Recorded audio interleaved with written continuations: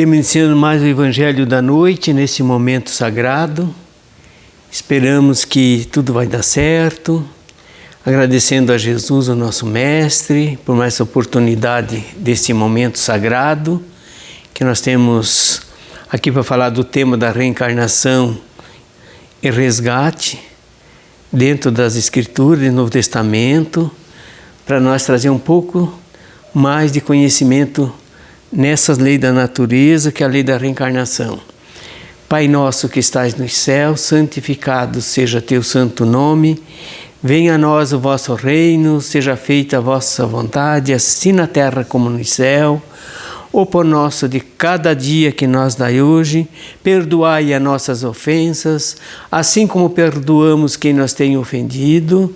Não deixe nós cair em tentação, mas livra-nos, Senhor, de todo mal, que assim seja. Então, esse momento nós vamos iniciarmos então esse Evangelho, né, da reencarnação e resgate, né, que vai ser muito importante, né, iniciando lá no Novo Testamento, em João capítulo 9, versículo 1 e 2, essa passagem, porque a gente tem que prestar muita atenção nessa interpretação das Escrituras, porque ela é muito mais profunda do que nós possamos imaginar.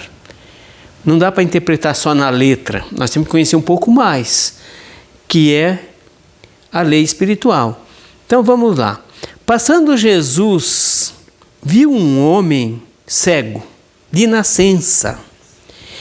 Perguntaram-lhe os seus discípulos: Rabi, quem pecou, este ou seus pais, para que nascesse cego? É uma pergunta muito importante que os discípulos pediram para Jesus. Quem pecou? Quem pecou? Foi esse cego ou foi os pais dele que pecaram? Para ele vir nessa situação.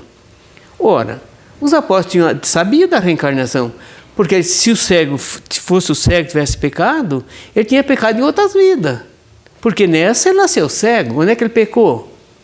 Se as imperfeições, nossa, é o salário do pecado. Então, se os discípulos pediram quem pecou, porque foi os pais, culpa dos pais, ou dele? Dele aonde? Se fosse dele? Só se fosse em vida passada, porque nessa não deu tempo dele pecar. Vamos lá. Cabe aqui a pergunta dos discípulos. Se a cegueira do homem que Jesus viu era de nascença, ele pecou quando? E aonde? Se é de nascença. Onde que ele pecou? Para nascer desta maneira, nascer cego, mediante análise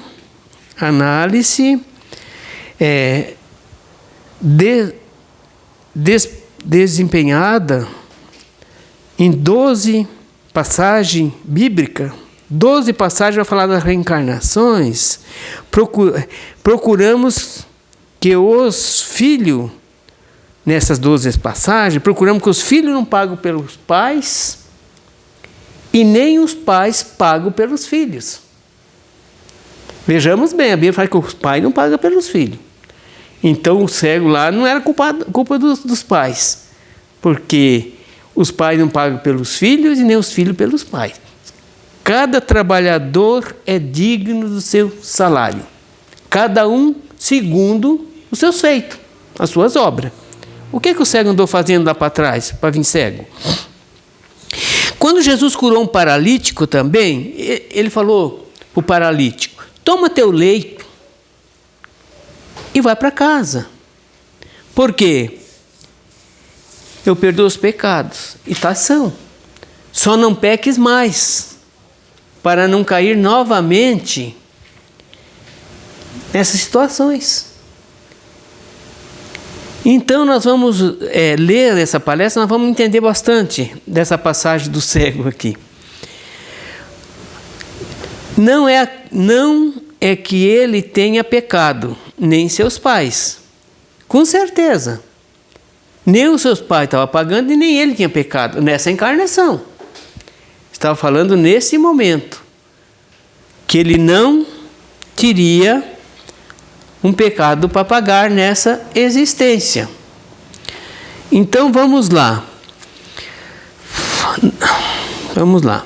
Cego de nascença. Formularam a seguinte pergunta: Mestre, quem pecou? Este homem ou seus pais, para que nascesse cego? Antes de examinar à luz da doutrina espírita, a resposta do Senhor, o fato de os discípulos acreditarem na reencarnação,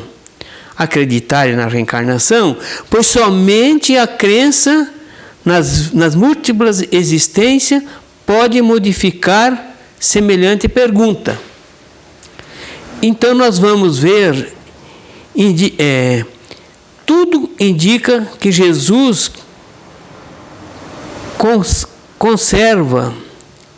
conversa sobre o assunto na intimidade com seus discípulos. Após longas caminhadas entre júbilo, entre o público, junto à multidão, incapaz de entender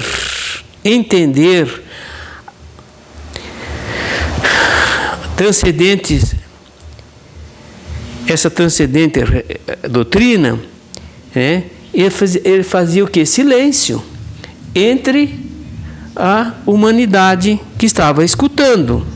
Esse é interessante. Ele não podia conversar nesse momento com aquele público daquela época. Então ele falava mais particular com os seus discípulos. Entendemos? Então, o mestre sabia que os homens da época não tinham olho para enxergar e não tinham ouvido para entender. Escutavam, mas não compreendiam a respeito da crença dos judeus na reencarnação. Ocupamos o que escreve Leon Denis no magnífico livro Cristianismo e Espiritismo. Em suas obras faz o historiador Joseph, um grande cristão do passado, profissão de fé na reencarnação. Então ele pregava a reencarnação nos cristianismos nascentes. Refere-se ele que era essa crença dos fariseus. Os fariseus já entendiam da reencarnação. Eles tinham um pouco de incerteza de como que reencarnavam, mas eles sabiam que os espíritos voltavam. O padre Diogo confirma nesse termo na sua vida de Jesus, na sua vinda de Jesus. Vejamos bem.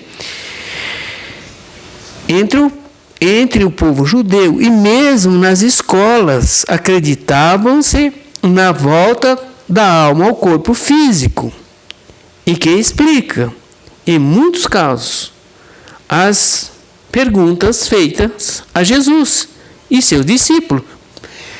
Tinha, na época, que eles pregavam a reencarnação nas próprias escolas, gente, e depois foi tirado essa lei da reencarnação, né, quando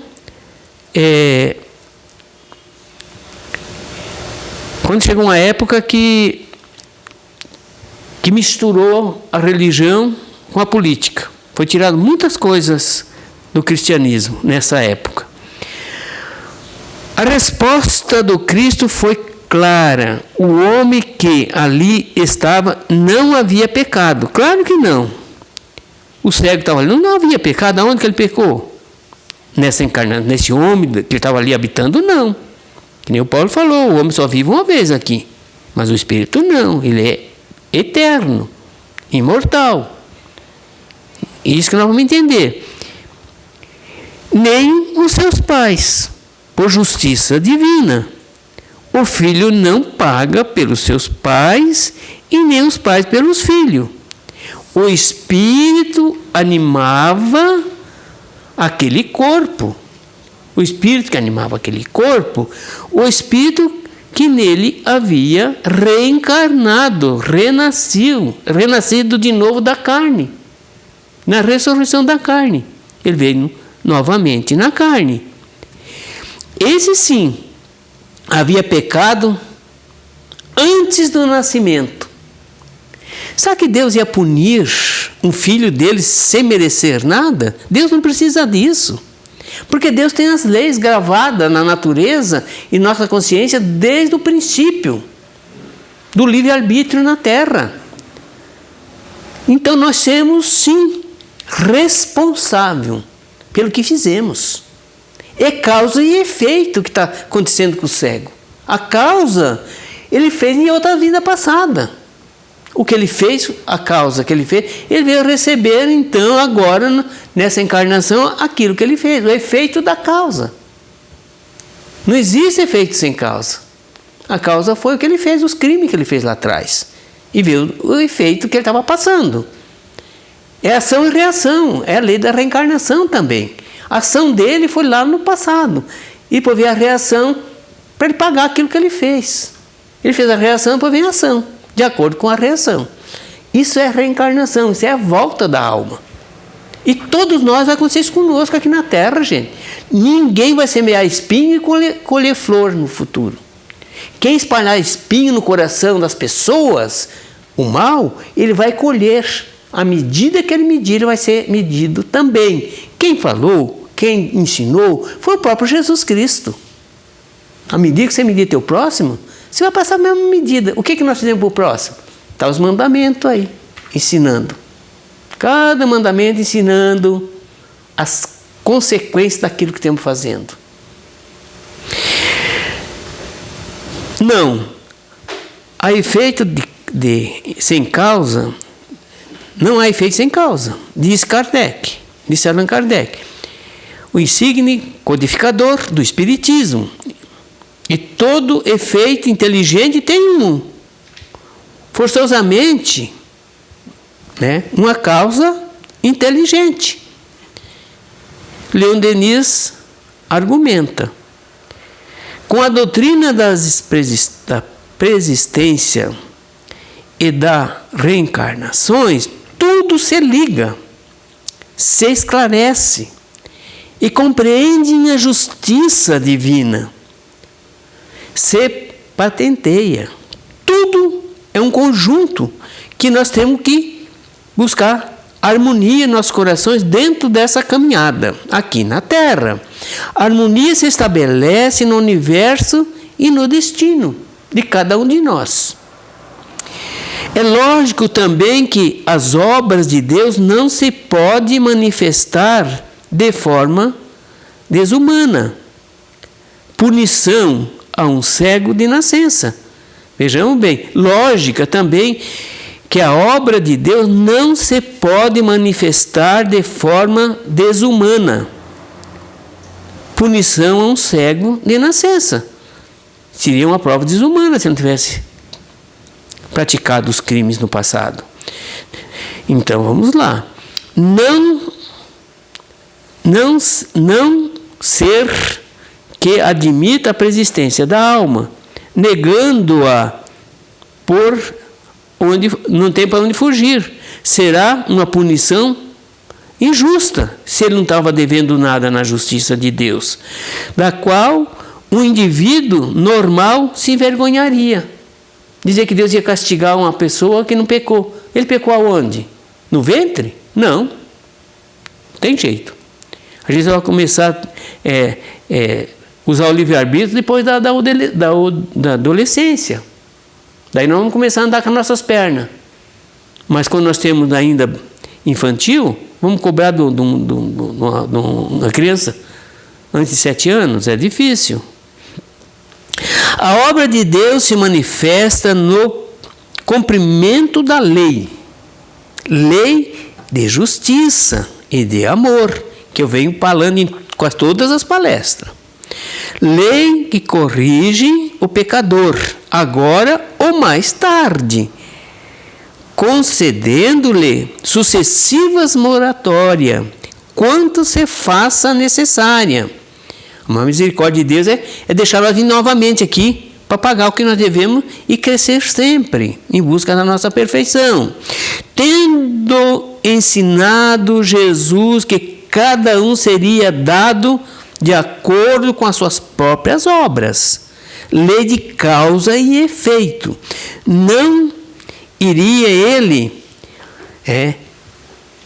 insinuar absurda, inconsequente ideia que a lei aplica sanções, corretivos à pessoa sem culpa.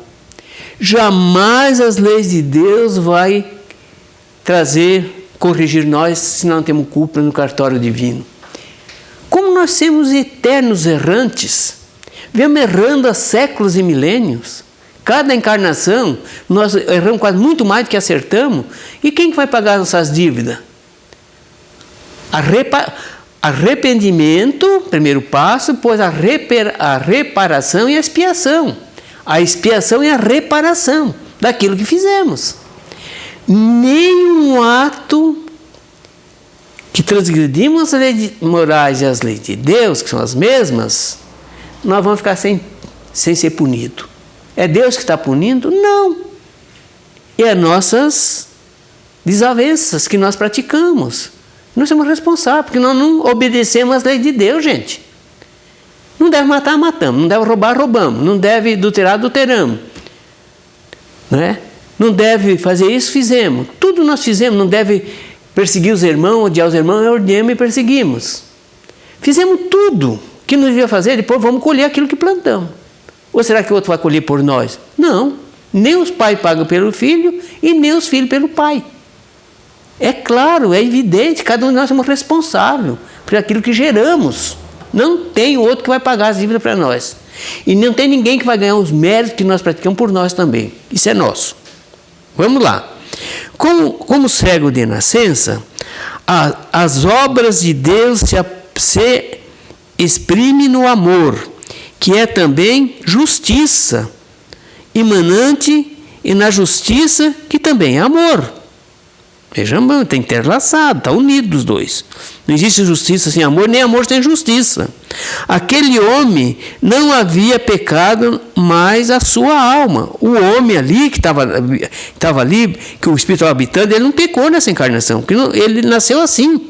Mas aonde que ele pecou então? O seu espírito, sim, em existências passadas. Quem com ferro fere, com ferro será ferido. Ensina sabedoria popular. Jesus. Você não quer passar pelo fio da espada no futuro? Pelo sofrimento? Não fira as pessoas. Se ferir, você vai passar pela mesma medida. É isso que o cego estava passando. Aquele espírito ali reencarnado ferira antes de nascer. Ali estava portanto, inocente, na aparência. Ai, coitadinho, nasceu cego, que dó. Aparência. Mas e a alma que estava ali habitando aquele corpo? O que ele não fez para nascer cego? Olha o tamanho das dívidas que ele tinha adquirido em vidas passadas. E ele tinha que pagar. O próprio Jesus falou: Pedro, embainha a tua espada. Porque quer ferir aí o soldado, você vai passar depois pela mesma medida. Para resgatar o seu débito, para saldar a sua promissória, estava pagando uma promissória do passado, de grande. Ali estava ferido nos olhos. Nascera cego. O débito era antigo, mas nem por isso deixava de existir. Está na consciência o que nós fizemos. Nós não temos que pagar um dia. Não tem tempo para nós pagar. Pode demorar um século. Pode demorar 500 anos, 1000 anos. Não tem problema. Um dia a lei vai nos alcançar. A reação vai vir. A ação que nós fizemos, a reação vai vir. Vai chegar até nós. É Deus que castiga? Não, nós que violamos as leis dele. Ele, suas leis, escrito numa pedra. O primeiro livro que ele escreveu aqui na Terra, A primeira Bíblia, o primeiro livro foi os 10 mandamentos numa pedra, gente. Lei perpétua, imutável, invariável. Uma carta da Constituinte Divina Humana. Nós estamos errando e vamos ter que saudar isso. O outro não vai pagar por nós. O cego estava pagando o que ele fez, com justiça e amor de Deus, porque deu chance para ele vir pagar o que ele fez. Não botou no inferno, porque Deus não bota no inferno ninguém eternamente. Ele vai, filho, vai resgatar o que você fez. Daí você vai pagar o seu débito. A lei registra o remoto delito. Estava registrado na consciência dele. A lei cobrava ao seu tempo o que lhe era devido, tinha que pagar. Nascer cego ou paralítico, demente ou surdo, mudo ou com propensão à moléstia grave ou incurável, se manifestará mais tarde. É bênção que Deus sempre, o indivíduo sabe agradecer. A dor é uma bênção. É a irmã dor que chega até nós para nós cobrar e fazer nós melhorarmos. Porque sem a dor nós não vamos melhorar. Vamos ficar nas ilusões do mundo para lá e para cá sem fazer praticamente nada para o próximo. Daí vem a dor. Daí com a dor, daí você vai pensar mais em Deus, vai valorizar mais o próximo e ser mais humilde. É isso que o cego estava passando. Pagando a sua conta. Como nós todos na terra vamos pagar. Centil por centil. Sem nenhuma vírgula, nenhum ponto. Todo vai ter que ser. Nós temos que se ajustar com a lei. E com as leis de Deus, da natureza e de Deus.